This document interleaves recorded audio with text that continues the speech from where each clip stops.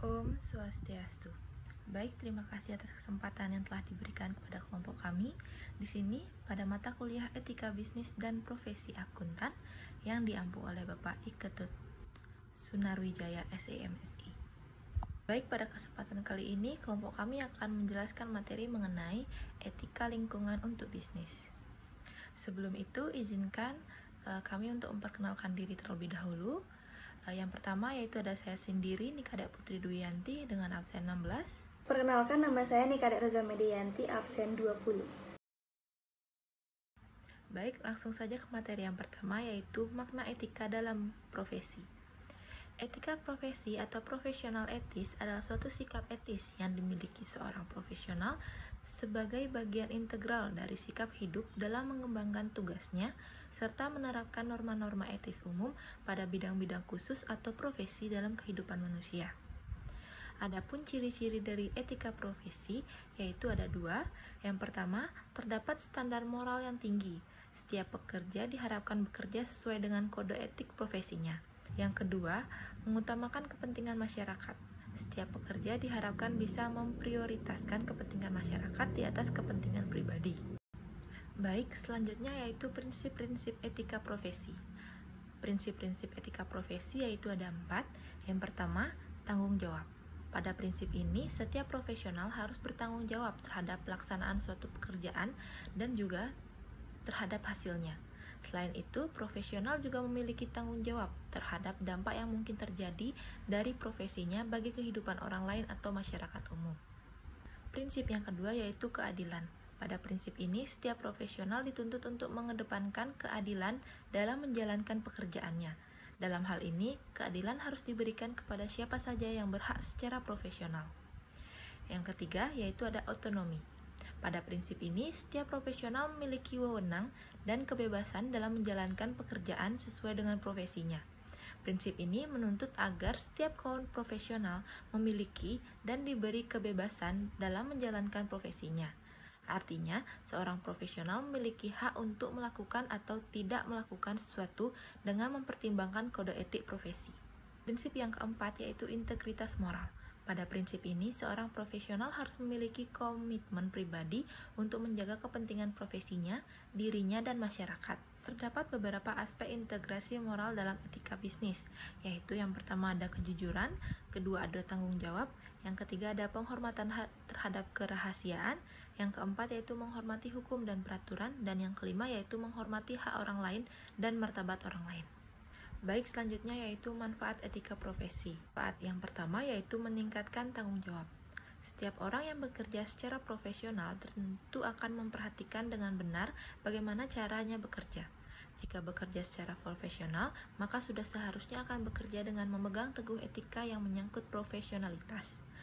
Hal ini secara tidak langsung menjadi tanggung jawab, sehingga segala hal yang dilakukan berkaitan dengan pekerjaan akan dinilai baik dan berkualitasnya. Yang kedua yaitu ada menekankan prinsip profesionalitas. Dalam bekerja, tentu seorang tenaga kerja memiliki pedoman. Setiap profesi di dalam suatu perusahaan juga sudah tentu berjalan sesuai dengan pedoman dan aturannya masing-masing. Oleh karena itu, etika yang dipegang oleh seorang profesional sudah seharusnya selalu dihargai dan dilakukan serta semakin dikembangkan. Yang ketiga yaitu menciptakan ketertiban. Adanya kode etik profesi yang ada di sebuah perusahaan sudah seharusnya dipegang teguh dan dijalankan oleh seorang profesionalitas. Dengan menjalankan kode etik profesi ini, maka setiap tenaga kerja akan bekerja sesuai dengan tugasnya masing-masing. Yang keempat, yaitu mencegah campur tangan dari pihak lain. Sebuah perusahaan memang sebaiknya mengangkat pegawai dan memberikan rincian tugas yang menjadi kewajibannya. Rincian tugas haruslah jelas sehingga setiap pegawai bisa memahami peran dan fungsinya di dalam suatu perusahaan. Kelima, melindungi hak pekerja.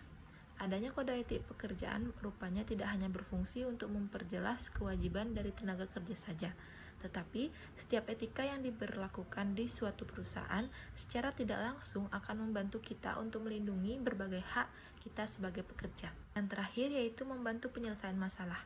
Setiap permasalahan tentu pernah terjadi di dalam sebuah perusahaan, namun setiap masalah yang ada haruslah diselesaikan secara terbuka. Tentu saja penyelesaian yang ditawarkan biasanya berkaitan dengan profesionalitas kita sebagai seorang pegawai di perusahaan. Baik, selanjutnya mengenai solusi dari masalah sehubungan dengan etika dan profesi. Yang pertama, mengikuti kode etik.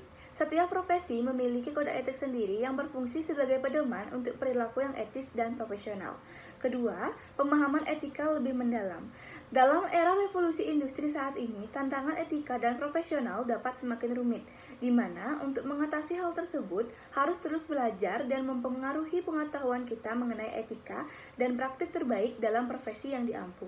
Kemudian yang ketiga, pendekatan multi perspektif, di mana dalam beberapa kasus masalah etika dan profesional mungkin memerlukan pendekatan multi perspektif. Nah, di mana ini berarti mempertimbangkan berbagai pandangan dalam pendekatan untuk memberikan solusi yang paling etis dan profesional. Kemudian yang terakhir, keempat, bertindak dengan integritas, di mana di atas segalanya seorang profesional harus selalu berusaha untuk bertindak dengan integritas. Ini berarti selalu berusaha untuk melakukan yang benar bahkan ketika hal tersebut sulit, dan selalu berusaha untuk memperlakukan orang lain dengan rasa hormat dan keadilan. Selanjutnya, contoh mengenai kasus etika. Nah, akhir-akhir ini banyak terjadi kasus pelanggaran etika. Nah, di mana pelanggaran etika merupakan tindakan perilaku yang bertentangan dengan prinsip-prinsip moral yang berlaku di masyarakat. Nah, terjadinya pelanggaran etika dapat menyebabkan dampak yang buruk bagi perusahaan, seperti ketidakpercayaan konsumen terhadap produk yang telah ditawarkan, sehingga penjualan akan semakin menurun dan perusahaan akan menjadi bangkrut. Nah, ada pun beberapa contoh kasus pelanggaran etika, yaitu kasus PT Garuda Indonesia yang diduga terjadi kecurangan pada laporan keuangan tahun buku 2018, kemudian kasus Telkomsel yang diduga melakukan manipulasi dalam program Tafmania pada tanggal 3 Februari 2009, kemudian, kasus PBD Jarum dan KPAI yang diawali dengan laporan Yayasan Anak kepada KPAI mengenai adanya kemungkinan eksploitasi anak pada ekseleksi PBD Jarum. Kemudian yang terakhir, kasus pembatalan izin abortil yang terjadi pada tanggal 15 Februari 2018, di mana BPOM telah melakukan pembatalan izin edar abortil setelah terdapat 38 laporan kasus terkait efek samping serius yang ditimbulkan dari penggunaan abortil oleh pengguna profesional kesehatan. Nah, kasus tersebut tentunya perlu ditindaklanjuti dan sangat serius melihat dari keselamatan pasien penggunanya. Baik, sekian dari saya kembalikan kepada moderator. Baik, sekian pemaparan materi dari kelompok kami. Kami harap apa yang kami jelaskan dapat menambah wawasan rekan-rekan. Selanjutnya, apabila rekan-rekan ingin bertanya, bisa mencantumkan pertanyaan rekan-rekan pada kolom komentar. Akhir kata saya ucapkan para Mas Santi. Om Santi Santi Santi Om. Jangan lupa subscribe.